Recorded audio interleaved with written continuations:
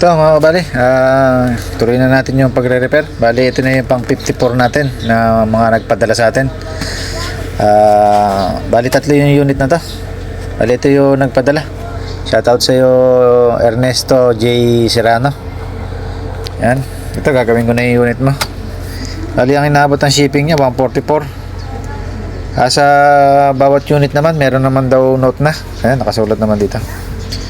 Bali taga Bataan pa to. Ayan, mula Bataan hanggang sa Baliwag, Bulacan. Inaabot ang shipping 144. Ayan, open ko muna. Tingnan natin kung alin yung unahin natin dito sa loob. Tanggalin ko lang siya sa plastic.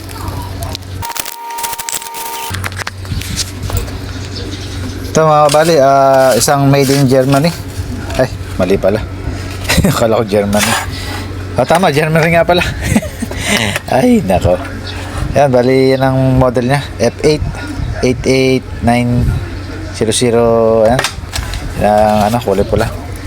Meron dito 735. Sleeping loob. Second gen. Yan, second generation. Pero may susa na natin. 935. Yan. Bali yung dalawang susan, ibaba muna natin. Medyo mahirap ayusin to. Marami pang gagawin dito. Tunahin ko yung made in Germany. Yan, ito yung model nya. Ito yung note, basahin natin. Boss, umaandar yan, kaya lang hanggang tumatagal pahina ng pahina yung tunog at output.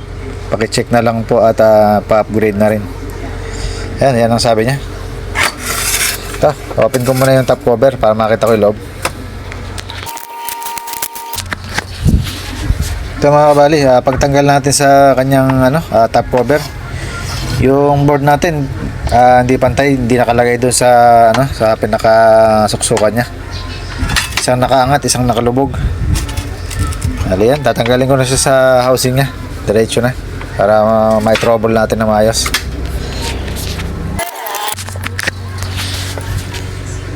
Ito mga kabali, ayan na natin. Tanggalin natin sa housing.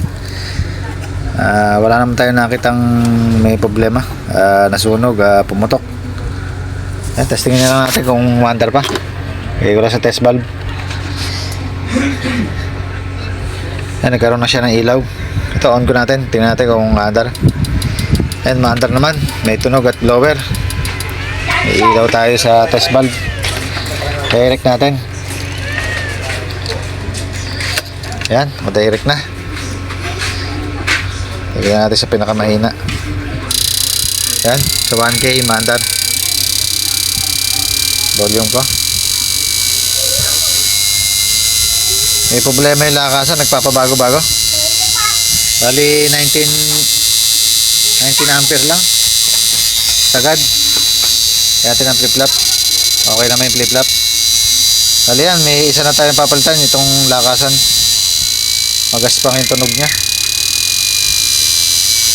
Nari-check na lang din ako ng capacitor kung goods pa.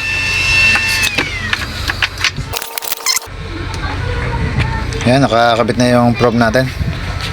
Bali goods pa. For sakto. For UF.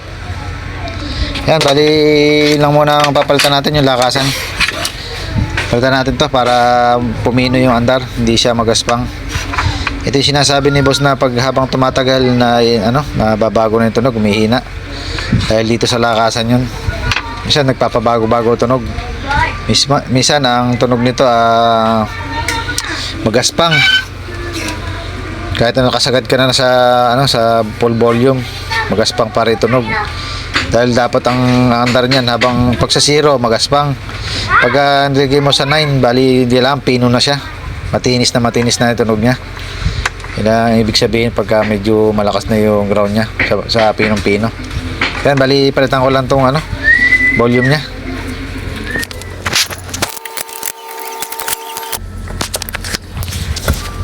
So mga kabali, napalitan na natin yung volume. Ito, bago. Sunod naman natin dito, i-upgrade na rin natin to. Bali, papalit na ako ng capacitor. Ito, 4UF. Gagawin natin 475 to. Para medyo lumakas yung ground. Saka ito, i-rerekta na natin yung ano na to, trimmer. Sasagad na natin to. Bali rekta lang naman yun para lumakas. Yun. Yun muna gagawin ko. Tingnan natin kung lalakas na siya. Palitan kong capacitor, tsaka ito rerekta na natin to. Yan, tapos sunod natin yung sa inductor. Kapitan ko na rin, sabay na rin para makita natin kung lalakas yung tunog. Balik na lang ako pag napalitan na. Ito mga kabali, ito na yung capacitor natin, saka yung sa inductor. Tapos yung sa trimmer, inalis na natin yan. Ayan, ginamper na natin. Ayan, bali testing na lang tayo. Tingnan natin kung okay na, kung lalakas na siya. Test valve lang muna tayo. Taon ko na. Ayan, may tunog. Nagtunog naman. Medyo nabago na yung tunog. Natin kung okay na to. Ayan, bali 31. Ba, nababago. Tumataas ni para may problema yata. Aray, bali nag-iinit yung reverse polarity natin. Kaya pala ganun ng ano, mababa pa. Dapat yan kumukonsumo na siya ng ano mga 50 plus. Bali hindi pa siya malakas. May problema pa pala rito. Bali nag-iinit yung reverse polarity natin.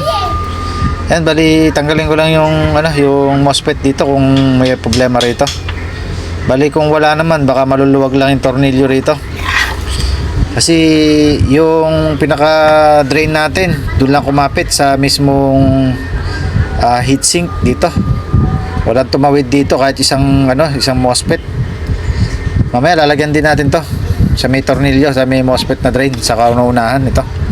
Pero bago yan, tatanggalin ko muna. Nag-iinit Tingnan ko baka may shorted dito o may may leak. Yan, bali tanggalin ko lang to.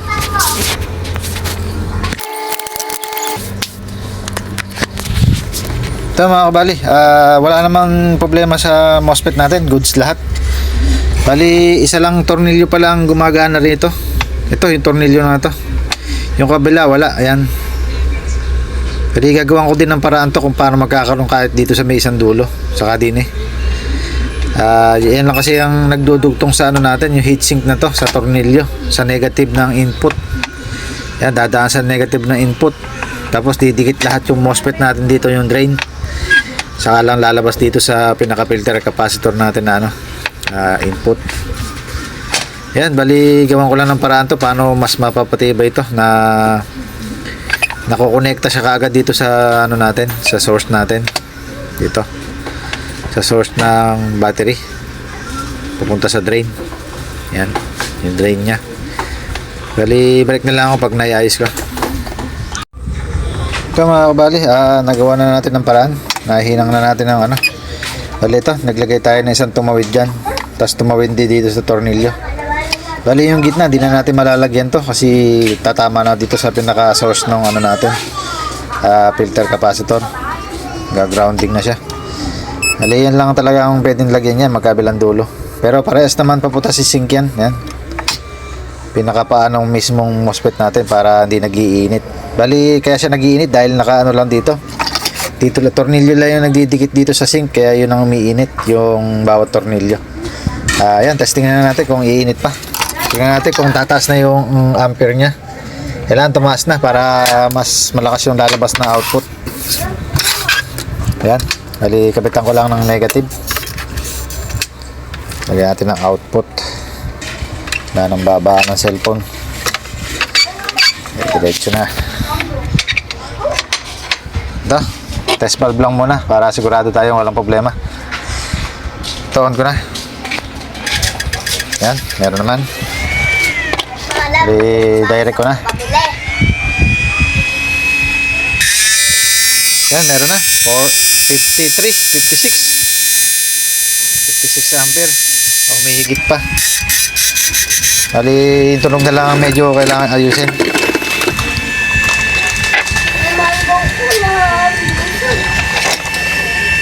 Yan. Iikot ko lang. Testing natin ulit. Bali, balik na lang ako. Hihanap ko lang ng mas malakas na tunog. Ito mga kabali, na i-adjust na natin. Naiikot ko na. Ayan, malakas na yung tunog.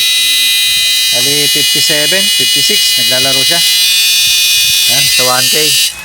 Subukan naman natin sa ano. Ayan, bali hindi na siya nag-iinit. Nahawakan ko na matagal. Try natin sa 2K. 2K, maandar. 4K. Tingnan natin kung maandar siya sa 4K. Maandar naman. Medyo hirap lang siya. Pero okay na yan. Bali, yan. Naibalik na natin sa dating lakas at hinigitan pa natin. Bali, nagpalit na tayo ng capacitor. Kahit okay pa. Para lang gumanda ground nito. Yan, bali, magiging reserva na lang ni boss to. Yan. Papadala ko naman yan. Yan, bali dito sa inverter na to, yun lang naman ang nakita kong problema. Hilakasan. Tinasa natin to, i-upgrade. Saka dito, ito yung nag-iinit. Isa pa natin nakita ang problema to. Ngayon, hindi na. Okay na. Yan. Sa inverter na to, na made in Germany, okay na.